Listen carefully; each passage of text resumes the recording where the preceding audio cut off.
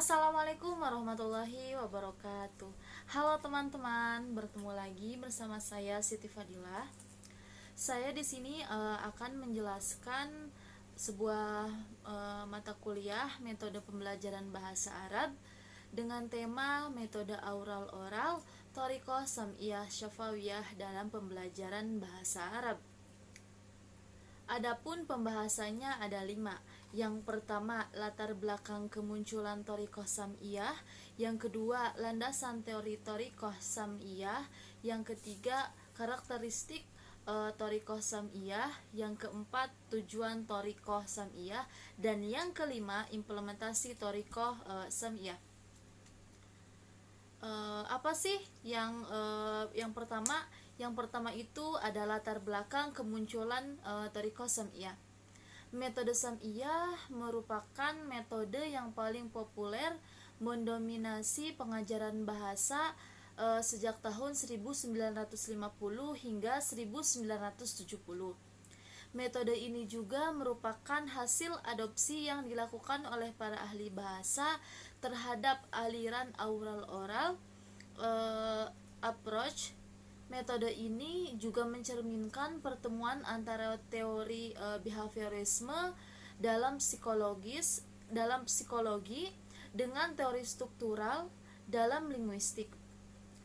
Dalam bahasa dikatakan sukses tidaknya suatu pengajaran dilihat dari segi metode yang digunakan. Sebab metodelah yang menentukan isi dan cara mengajarkan bahasa itu sendiri. Berlandaskan pada pendekatan yang memiliki beberapa asumsi, di antaranya yaitu adalah ujaran. Baik, yang selanjutnya yaitu ada landasan teori Thoriqah Sam'iyah Syafawiyah. Apa aja sih landasan teorinya? Landasan teorinya itu apa?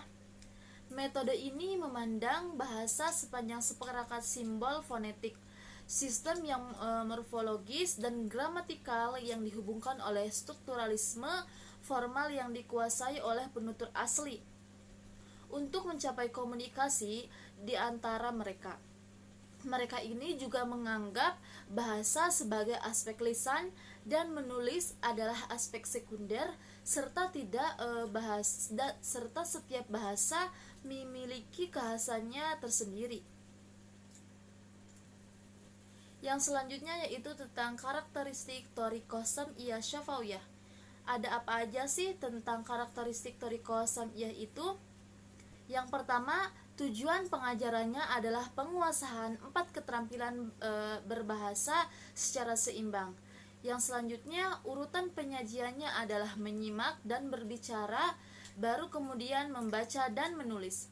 Yang ketiga, model kalimat bahasa asing diberikan dalam bentuk percakapan untuk dihafalkan. Penguasaan pola kalimat dilakukan dengan latihan-latihan pola. Kosakata dibatasi secara ketat dan selalu dihubungkan dengan konteks kalimat atau ungkapan, bukan sebagai kata-kata lepas yang berdiri sendiri. Yang terakhir, pengajaran sistem bunyi serta sistematis agar dapat digunakan untuk dipraktikkan oleh pelajar dan teknik demonstrasi, peniruan kompresi, kontras, dan lain-lain. Yang selanjutnya yaitu ada tujuan Thoriqah Sam'iyah Syafawiyah. Apa aja sih tujuannya? Tujuannya itu apa sih Thoriqah Sam'iyah Syafawiyah itu? Metode ini bertujuan bahwa metode audiolingual pada dasarnya tidak hanya menekankan latihan dan pembiasaan pada pelajar untuk membentuk kecakapan berbahasa, tetapi juga kecermatan pengajar dalam membimbing mereka sangat diperhatikan. Oleh sebab itu, seorang pengajar harus benar-benar menguasai prinsip itu. Yang selanjutnya, yang kelima, yang terakhir, ada implementasi Thoriqah Sam'iyah Syafawiyah. Yang pertama yaitu ada peran guru dan murid. Yang pertama, guru sebagai sumber belajar sekaligus media. Yang kedua, guru dan media sebagai sumber belajar. Yang ketiga, guru menyerahkan sebagian tanggung jawabnya kepada media.